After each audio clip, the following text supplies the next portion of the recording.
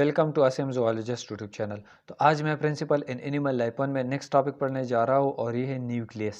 Nucleus क्या होता है आज हम इस वीडियो में डिस्कस करेंगे स्टेप बाय स्टेप। तो आपने इस वीडियो के एंड तक ज़रूर देखना है। तो चलिए शुरू करते हैं।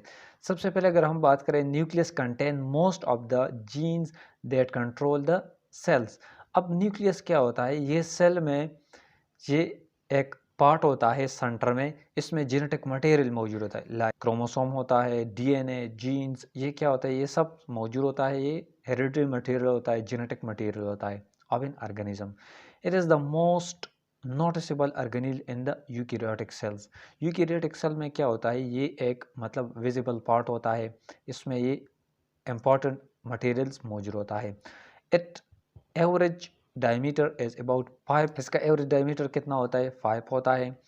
It perform two major function इसका होता है। सबसे पहले क्या होता है, the information of DNA of the nucleus is transcribed into messenger RNA. अब इसका क्या काम होता है, इसमें डीएनए मौजूद होता है।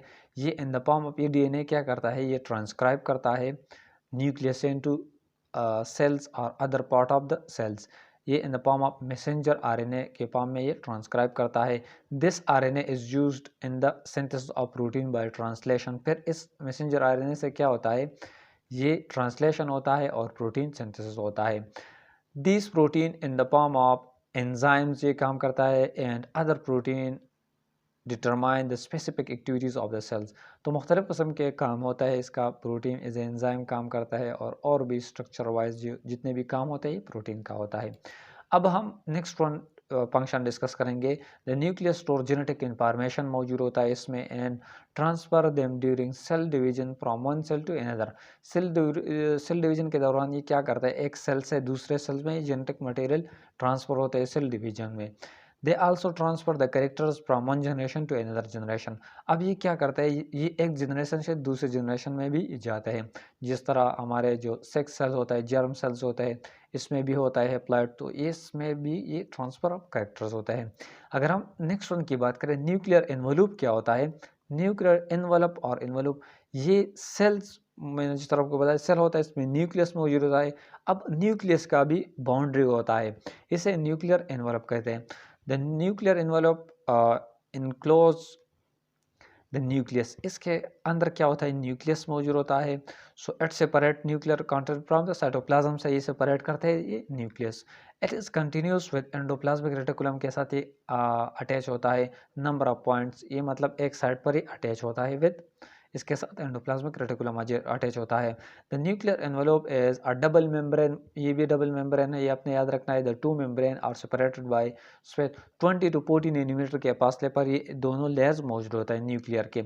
A layer of protein is present closely associated with nuclear side of inner membrane. इसके नज़दीक क्या होता है, इस मेम्ब्रेन के साथ प्रोटीन का भी एक लेयर मौजूद होता है। It helps to maintain the shape of the nucleus, shape maintain करता है, and maintain the organization of genetic material को भी मेंटेनेंस प्रोवाइड करता है। The nuclear envelope is perforated by pores. इसमें छोटे छोटे पोर्स भी मौजूद होता है। ये किस लिए होता है, मैंने जिस तरह आप लोगों को बताया कि ये डीएनए मौजूद होता है। डीएनए क्या करता है, ट्रांसक्राइब करता है ये मैसेंजर आरएनए पर, मैसेंजर आरएनए से प्रोटीन सिंथेसिस। तो इसमें पोर्स मौजूद। The diameter of these pores is about 100 nanometer, ये आपने याद रखना है for MCQs.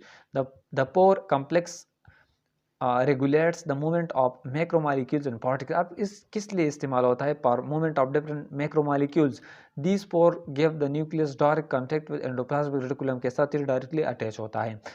Nucleus pour is composed of globular and filamentous granules of proteins में मौजूद होता है। साइज इसका कितना होता है, मैंने 100 नैनोमीटर होता है, और ये प्रिवेंट करता है डीएनए, ये डीएनए को प्रिवेंट करता है और आरएनए इससे बाहर निकलता है। मैंने जिस तरह आप लोगों को बताया डीएनए अंदर मौजूद होता है। अब क्रोमोसोम क्या होता है, क्रोमोसोम ये द न्यूक्लियोप्लाज्म, और न्यूक्लियोप्लाज्म क्या होता है, एक होता है साइटोप्लाज्म सेल का जो स्पेस मौजूद होता है न्यूक्लियस इन सेल मेम्ब्रेन के दरमियान, इसे साइटोप्लाज्म कहते हैं। अब न्यूक्लियोलस और न्यूक्लियर इन्वलप के दरमियान जो पार्ट होता है इसे न्यूक्लियोप्लाज्म कहते हैं। Nucleoplasm is the inner mass of nucleus मौजूद होता है। न्यूक्लियोप्लाज्म कंटेंट क्रोमोसोम इसमें मौजूद होता है। DNA organized with protein to form chromosome, इसने मिलकर बनाया होता है। डीएनए और प्रोटीन ने। The chromosome are thread like during interphase में थ्रेड लाइक होता है, so they can not be identified as individual structure, ये आइडेंटिफाई नहीं हो सकते। Thus the chromosome are appeared in mass of 10 material, ये कब अपेयर हो गए? This 10 material is collectively called a chromatin, ये क्रोमेटिन होता है, डिस्पर होता है। The chromosome condense before cell division, से पहले ये कंडेंस होता है, मतलब इकट्ठे होते हैं ये chromatin. So it become thick like structure ये बनते हैं, तो ये now it is been separate structure ये बनाते हैं।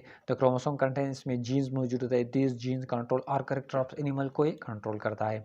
अब अगर हम बात करें ईच यूकैरियोटिक स्पीशीज में क्या होता है, नंबर ऑफ क्रोमोसोम ये वेरी होता है, जिस तरह ह्यूमन में 46 नंबर ऑफ क्रोमोसोम होता है। अगर हम बात करें जिस तरह सेक्स सेल्स की, तो सेक्स सेल क्या होता है, एग्स इन स्पर्म, ये हेप्लॉइड होता है। हेप्लॉइड का क्या मतलब होता है कि ये मतलब 23, जिस तरह एग्स होता है फीमेल में 23 और स्पर्म 23, तो ये जब 23 और 23 कंबाइन होता है ये हेप्लॉइड, तो एक डिप्लॉइड ऑर्गेनिज्म बनाते हैं। हमने न्यूक्लियस जिसका, अब न्यूक्लियोलस क्या होता है, nucleolus non membranes bond structure होता है। फंक्शन इसका क्या होता है, ये मोस्ट विजिबल स्ट्रक्चर होता है। Non dividing nucleus and the nucleolus, मतलब ये नॉन डिवीजन रीजन होता है। फंक्शन क्या होता है, सिंथेसिस ऑफ राइबोसोम करता है। समटाइम 2 और मोर न्यूक्लियाई भी, न्यूक्लियोलस भी मौजूद होता है nuclei. The number depend on the species and the cells reproductive cycles पर ये डिपेंड करता है। 2 और 3 nuclei are present in most of the cells में ये मौजूद होता है। द न्यूक्लियोलस एज रफली स्फेरिकल मौजूद होता है।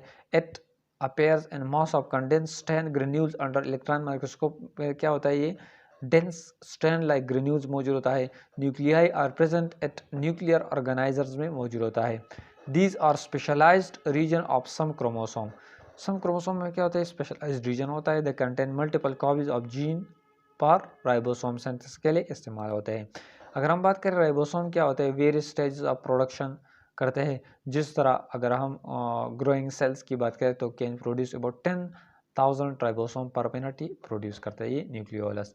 अगर हम बात करें स्ट्रक्चर ऑफ न्यूक्लियस की, तो ये न्यूक्लियर एनवलप ये होता है, और ये आउटर मेम्ब्रेन होता है, मैं जिस तरह बोलते हैं 2 मेम्ब्रेन होता है, और ये इनर मेम्ब्रेन होता है न्यूक्लियस का। इसमें क्रोमेटिन मौजूद होता है, न्यूक्लियोलस मौजूद होता है, ये न्यूक्लियर, और ये एंडोप्लाज्मिक रेटिकुलम है, और ये राइबोसोम है।